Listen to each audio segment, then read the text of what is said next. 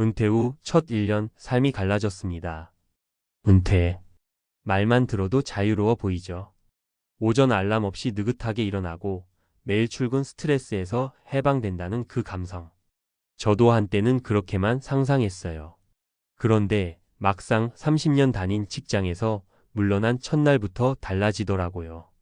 달력엔 더 이상 출근이란 단어가 없는데 카드값은 그대로 나가고 냉장고는 자꾸 비어가고 가족들 눈치가 살짝 느껴지기 시작하고 무엇보다 나라는 사람의 쓸모에 대해 의심하게 됐어요. 이 이야기는 그런 저 같은 사람들 아니 우리 모두가 겪을 수 있는 은퇴 후 첫 1년의 생존기입니다. 누구에게도 쉽게 말 못할 고민 그리고 그걸 극복해낸 작지만 강력한 실천 방법들을 오늘 나눠보려고 해요. 은퇴 후 1년 버틴 사람들의 공통점은 무엇일까? 은퇴 준비를 했든 안 했든 퇴직 후 첫 1년은 누구에게나 낯설고 어렵습니다. 하지만 그 1년을 어떻게 보내느냐에 따라 남은 인생의 분위기가 달라지죠. 제가 만난 3명의 퇴직자들은 모두 다른 직업, 다른 상황에 놓여 있었지만 한 가지 공통된 행동을 했습니다. 바로 자기 삶의 흐름을 새로 짰다는 점이었어요. 단순히 돈만 아끼거나 연금만 기다리는 게 아니라 일상을 스스로 다시 설계했습니다. 자, 지금부터 그분들의 1년 생존기를 소개할게요. 그 안에 은퇴자에게 꼭 필요한 생존 비결들이 녹아 있으니까요. 사례 1. 가장 먼저 끄는 건 대형 냉장고였다. 마이너스 김선호 가명, 56세, 전직 시청 공무원. 김선호 씨는 작년에 정년 퇴직했습니다. 마지막 월급은 깔끔했죠. 퇴직금도 나쁘지 않았고 국민연금은 61세부터 받을 예정이라서 딱 5년만 버티면 된다고 생각했어요. 하지만 막상 살아보니 고정 지출이 생각보다 컸습니다. 정년 퇴직하고 보름쯤 지나니까 집에 있는 냉장고가 너무 커 보이더라고요. 안에 음식은 반도 안 차 있는데 전기료는 계속 나오고. 그날 그는 결심했답니다. 우선 집 안에 고정비부터 줄이자. 그래서 대형 냉장고를 중고로 팔고 소형으로 바꿨죠. 그 외에도 매달 빠져나가는 OTT, 헬스장, 보험까지 다 점검했습니다. 이렇게 줄인 고정비만 월 47만 원. 그냥 참는 게 아니라 생활 방식을 조정하는 게 포인트였어요. 버틴 게 아니라 덜 쓰는 삶에 익숙해진 거죠. 비결 요약. 고정 지출 점검, 꼭 필요한 것만 남기기. 크게 줄이지 않고도 월 4,050만 원 절약 가능. 생활 수준을 유지하면서도 소비 관성 탈피. 사례 2. 시간이 남아도니까 배우는 게 돈이 되더라고요. 마이너스 조미선 가명, 59세, 전직 초등학교 교사.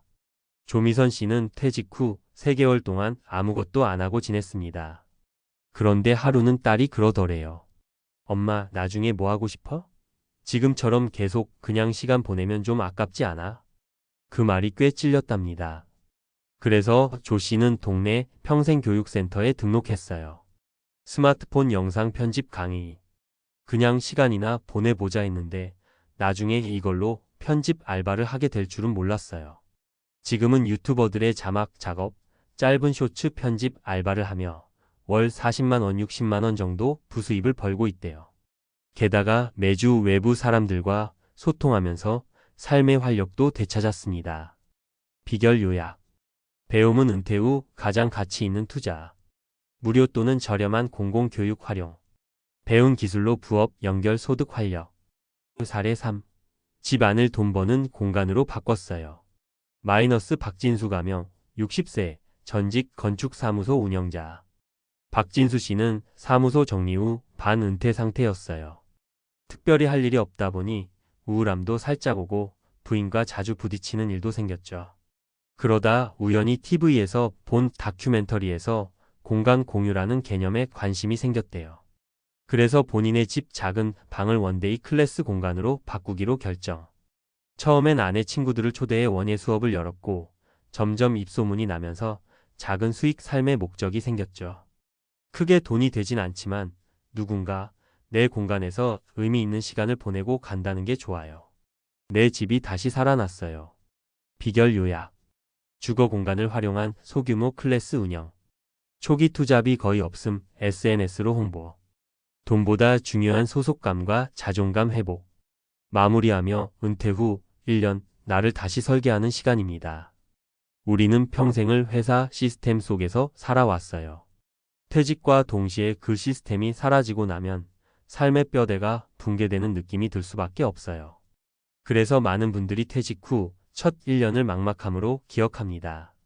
하지만 오늘 소개한 세 분처럼 그 1년을 스스로 설계하면 이야기가 달라집니다. 은퇴 후 1년은 정리하는 시간이 아니라 새로 짜는 시간입니다.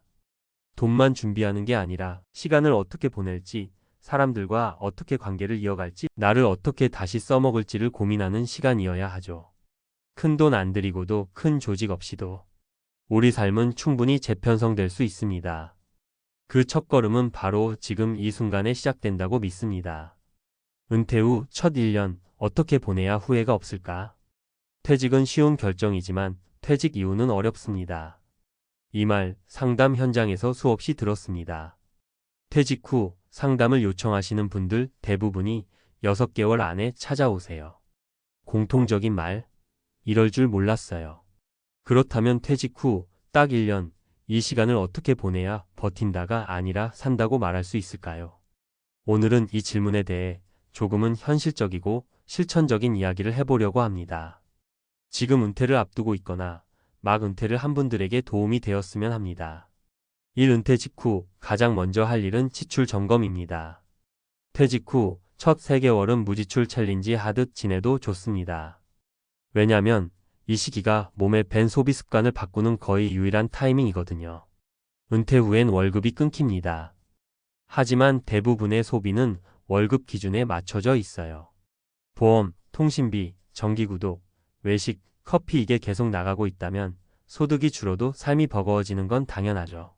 그러니 먼저 지출을 쪼개서 보는 습관부터 시작하세요. 가장 쉽게는 월 10만 원짜리부터 잘라보기입니다.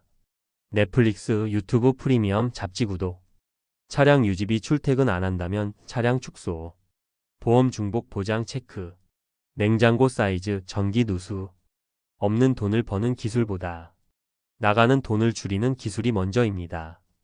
이 은퇴 후 소득을 다시 정의해야 합니다. 이 나이에 무슨 일? 이 말 스스로 하지 마세요. 지금 은퇴자 상담에서 가장 많이 하는 얘기 중 하나가 이겁니다.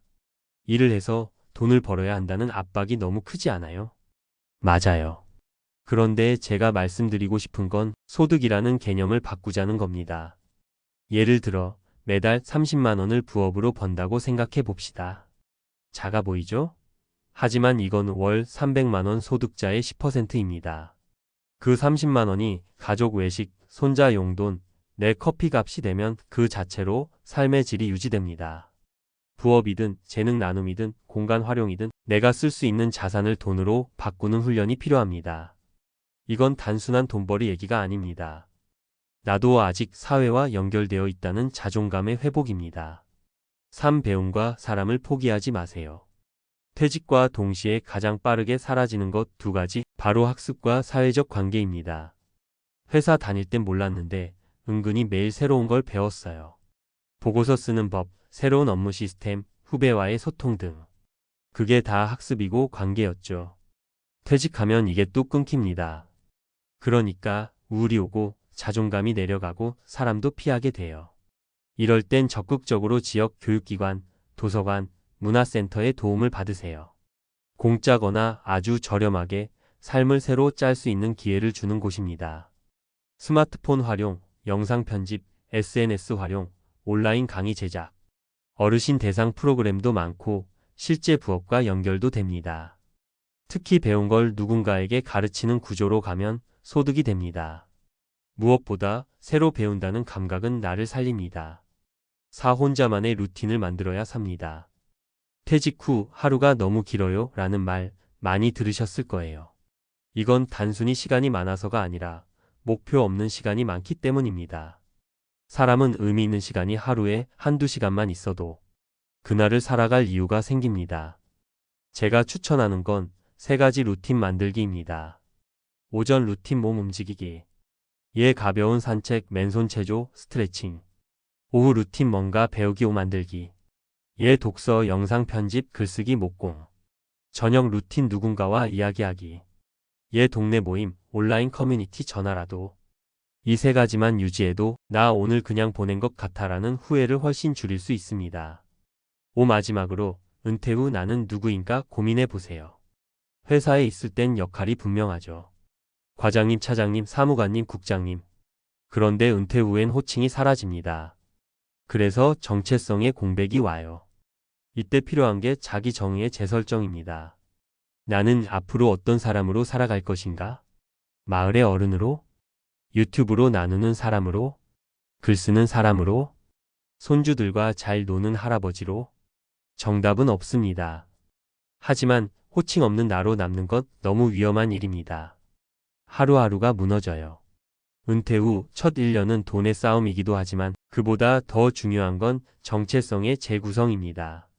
마무리하며 여러분, 은퇴는 끝이 아닙니다.